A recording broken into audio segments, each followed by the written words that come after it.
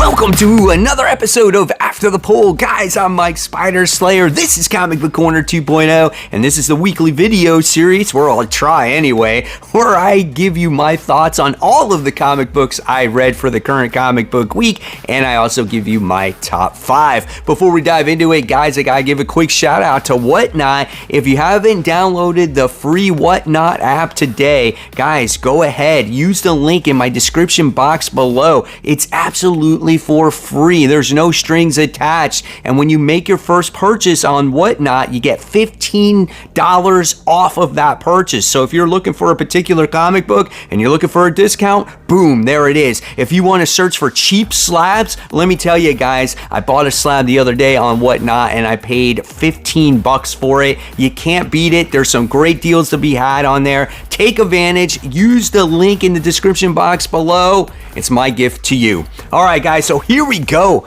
Let's kick off the first book, Rogue Sun. This is issue 11. That's right. That's where we're at right now with this book. I don't hear too many people talk about Rogue Sun, but this is a really solid superhero comic book in the Image universe. It's going to be crossing over or doing a super massive event once again in 2023 with like Radiant Black and all the other superheroes in that universe. And this book is actually building to something great, okay? There's a lot of characters involved. I definitely recommend you finding the first trade or going back and finding issues, but it's about this main character by the name of Dylan who finds this stone. He becomes a superhero, right? And he's young at it and he's trying to learn everything. And the book takes its time at developing the characters within the universe. Now, within this issue, we see Dylan who is visiting this Raven Queen and he's trying to get this like phoenix feather or whatnot. So when you're in a different dimension, this book actually brings you to like a calendar format, right? Like when you're in there, that's how you feel. You feel like you're in a totally different space. And I feel like that's very creative. And then when you're actually in the main comic book where you have the everyday characters, where whether they're at prom or whatnot, it's just the regular comic book format, right? So honestly, a really good read. There's a lot of character development. There's a lot of building here when it comes to like the bad guys in the book and whatnot. Some pretty solid action this time around. I definitely suggest this series overall, but if I had to make a recommendation here, pick it up from the very beginning. Oh boy, you know, I said I was going to give this up to issue 5. Like issue 4 was like almost my breaking point. And then I'm like, okay, well, what are they going to do with a new story arc when it comes to Fantastic Four? And when it comes to Fantastic Four, this book was just so much of absolute nothing going on, right? It's about the Fantastic Four who have come together. There's this big traffic stop that happens, and they go against the Salem 7, okay? And in the book, we wind up seeing them go through some like mirror dimension that they put a spell on them or whatever it is. And the next thing you wind up finding out is that their insides are all mirrored. So they're like different. So basically, if they try to eat, they have to go to the bathroom a lot. They can never digest their food and they're going to die. Like, it's so stupid. So Mr. Fantastic, after all this heavy dialogue and all this crazy stuff that's going on in this book, comes up with some kind of scientific way that he always does and reverses everything, okay? And at the very end of this comic book, there is something that could lead to a much bigger story plot here where it affects the entire food chain, because you wind up seeing this bird go into like this puddle of like goo or whatnot, and I don't know if it can cause a pandemic or whatnot. So it's like that one little panel leaves me this inkling of, man, should I pick it up? Is it just that Ryan North is taking way too long to tell the story that he wants to tell? Because I feel like there's got to be something interesting in this run. And it's a shame because even though it takes a long time to deliver the story and there's a lot of nothing, the artwork is so gorgeous in this book. It's bright, it's vibrant, it's colorful. I do like the characters, the way they interact with each other.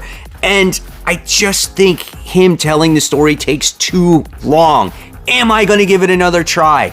I think it's going to determine the type of comic book week, and this was one of my New Year's resolutions. Don't hang on to series if you don't truly enjoy them, but I feel like there's something going to be here. I just don't know what it is yet. X23 Deadly Regenesis. I thought this was a solid book, and what I think this book is made for, it's made for the new reader. If you have not really read anything about Laura X23, this book is absolutely for you. And listen, I've been reading comic books since I was the 90s, so here when you read this comic, you're like, oh, there's nothing really new, but you gotta understand, we gotta attract new readers to this hobby. Otherwise, this hobby will die. There will be no new readers, and you have to make it new reader friendly, right? And that's what this book is. You learn who Laura Kinney was in her past, because that's when this book takes place, during X-Men, X-Force days. You know what her powers are, where she came from, who she learned from, and just things like that. You go back in time here and you see her go against an adversary that was actually the one that bullied her when she was like newly created, and her name was Kimura, I think it is. And then we get introduced to this MMA fighter who becomes this this bad guy towards Laura called Haymaker, because I guess she killed her brother or whatnot. And you get to see him at the very last page, and that was the cliffhanger that it left you. I said this before in my new number ones. He reminds me of like Red Hood, right? It's so funny. But nevertheless, I thought it was an entertaining read. Did it blow me out of the water? No. Was it anything new? No. But you know what it was? It was something for a new reader, and if it can get a new reader on comics or into the character, I definitely recommend this comic book. Stoneheart issue 1. Didn't like the art, didn't like the story, didn't like the characters, didn't like all the ages that they presented on how old all the characters are. Everything about this book, complete fail. Don't buy it. I wouldn't recommend it. Stay away from it. Batman issue 133. Chip Zdarsky, taking place in another alternate universe. Yes, we have seen that before, and you know, when we first went to this universe, I was very hard on this book because I was like, man, you know, I want something different, right? When it comes to characters and being in different universes, but this story has grown on me a little bit. I'm not going to say that this is the best story in the world, but I've gotten used to Batman being in this alternate world and trying to find out what happened in this world's Batman, or Bruce Wayne. And he goes as far as actually digging up himself in the grave, coming across Alfred and telling Alfred, you know, Alfred in my world was a good man. He did good things, you know. And it was a pretty entertaining book. You get to see a cool fight between this world's Harvey Dent as he's roided up on Venom. And yeah, there were some interesting scenes. And then by the time you get to the end of this book, you see kind of what Arkham is in this world, and instead of getting Red Hood in this world, you get what, Red Mask, I think he is. So it's kind of cool, teaming up with Selena Kyle and stuff. Not bad, not great, but overall, it's a kind of cool book. And if you want to read a nice backup story on Tim trying to find Batman, going to different universes, I definitely recommend that. There's very few backup stories that relate to the main story in a comic. So that's what gives this book its value in price, okay? So yeah, I'm gonna recommend Batman issue 133. Maybe not the best story in the world or Batman that I've ever read, but it is entertaining.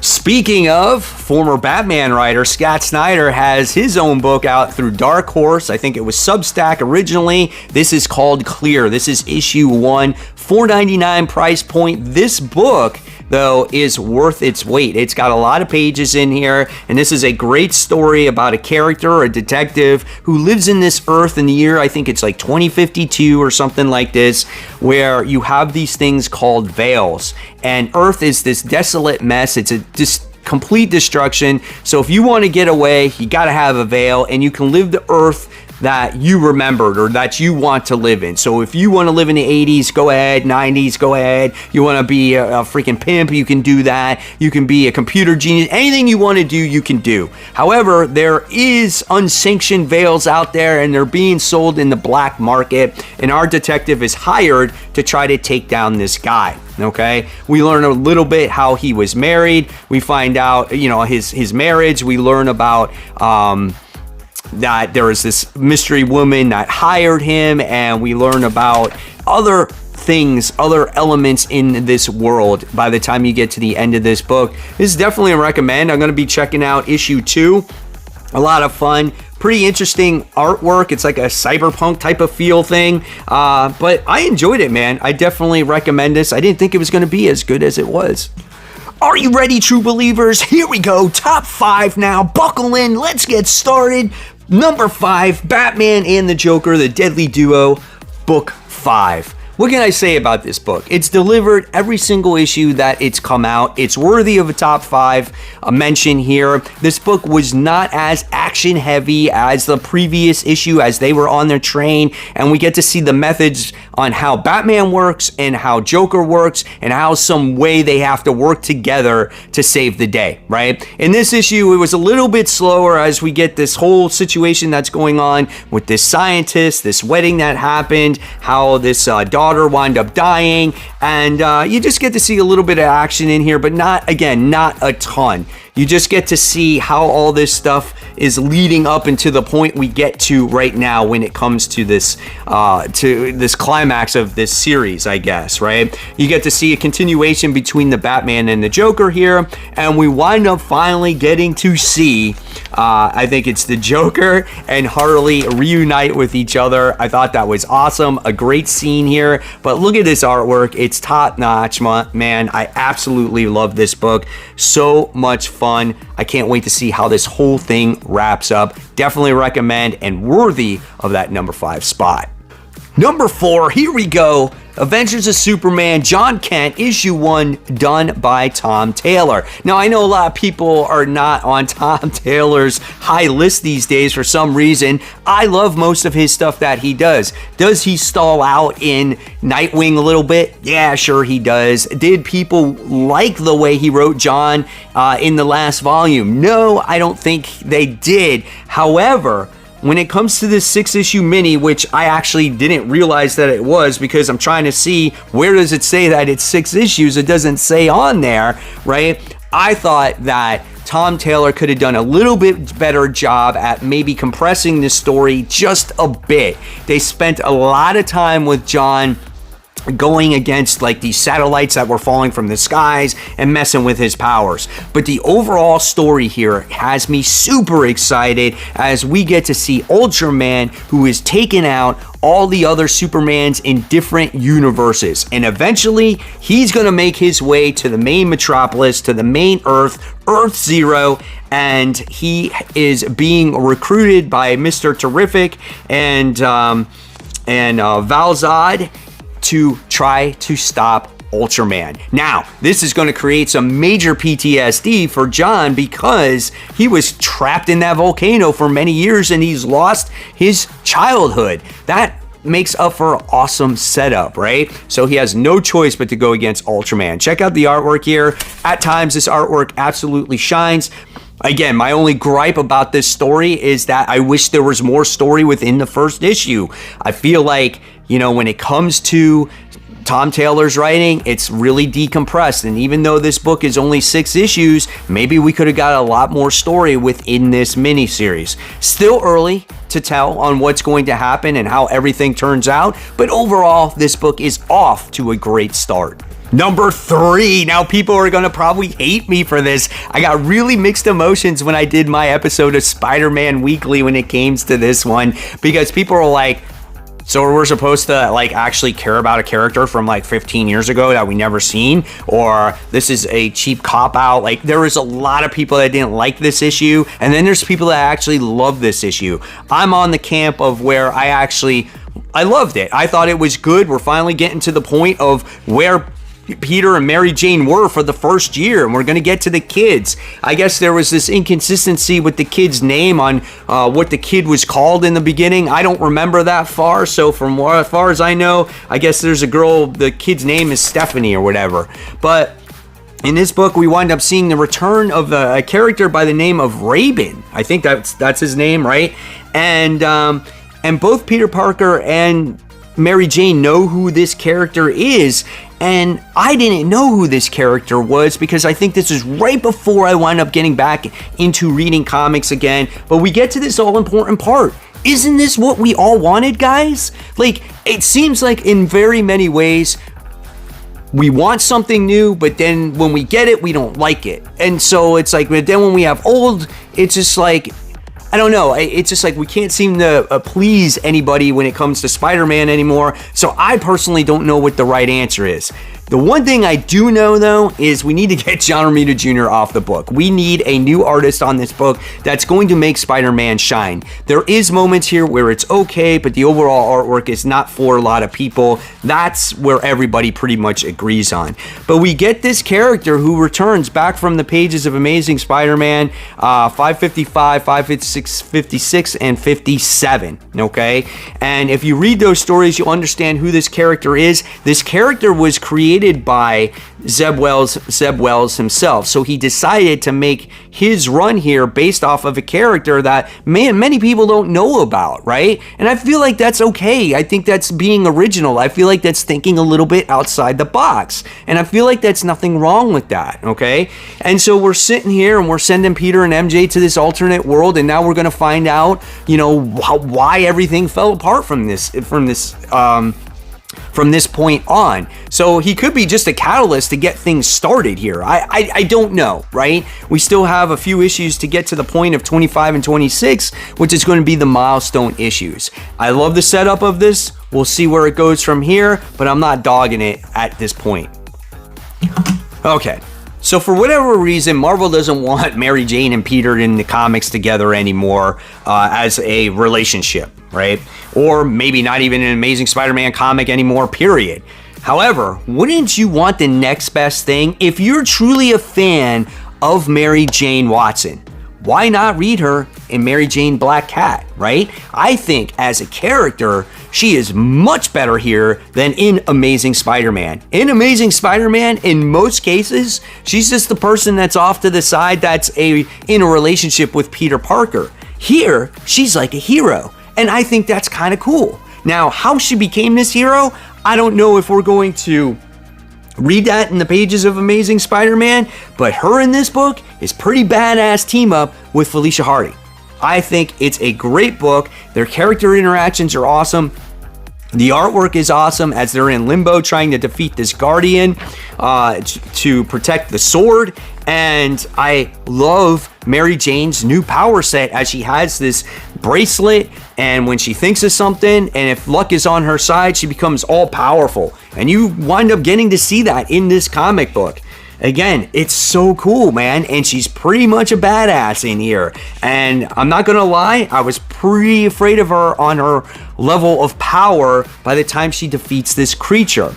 But if there's one thing that Jed MacKay has done very well, is he's given Felicia a solid voice. He's had layers to the character, and I feel like he's doing that here with Mary Jane. And again, I love how these two have become the best of friends as time has gone along, right? Great book overall. Can't wait to see the next issue, how it concludes in issue 5. And will Jed MacKay do any more Black Cat books? He's done like 3 or 4 volumes at this point, but now that he's going to Avengers, I don't know. We'll see. Alright guys, here you go, number 1 comic book of the week for me, and it's gotta go to The Flash. This is issue 794. I don't even know what that voice was, but I love The Flash, and I am so pissed off that we're getting new creative team on The Flash at issue, I think 801, or is it 800? I don't even know, it's around there, and I think it was Cy Spurrier and Deodato Jr. That is not going to be a Flash book like this one, right? What's The Flash? The Flash is very like lighthearted. It's all about the family. At least that's in Jeremy Adams, run here. And I don't know what to think of that. I want to know in the comments below, what do you guys think of that new creative team? Deodato Jr.'s artwork is good, but it's dark, man, and I don't think it's going to fit that book, right?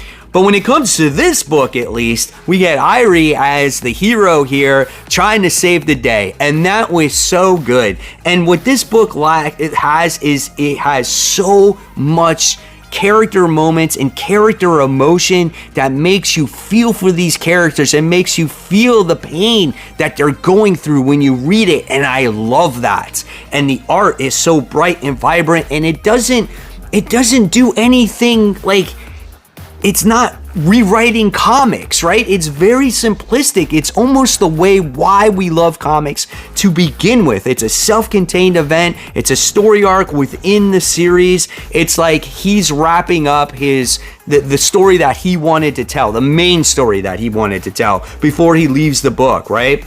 And at the end of this issue, we get a little piece of Jay Garrick here, who is being, going to be tortured on, and we get to see his character shine through also as he takes out an alien, as he spits out a tooth in his like heart and whatnot. And he's like, "You're not gonna mess with me. I'm gonna kick some serious ass." And you get to see him trying to escape the cell of the fraction. Dude, how awesome is that, man? So good, so enjoyable of a comic. It's so much fun, and that's the way every single comic should be. So there you guys have it. There are all the books that I read for the current comic book week. I'm so anxious to hear in the comments below what you thought of this week's comic books, and if you love the content, I'm going to leave you more content right here. Guys, this is me and my son going comic book hunting this past weekend. See what we found in the wild. Guys, as always, keep buying, keep collecting, but most importantly, always read those comics. I'll see you guys real soon. Take care. Bye.